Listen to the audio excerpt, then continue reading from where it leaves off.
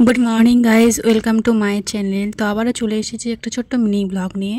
তো সকালবেলা উঠেই এই গাছগুলোকে জল দিচ্ছিলাম।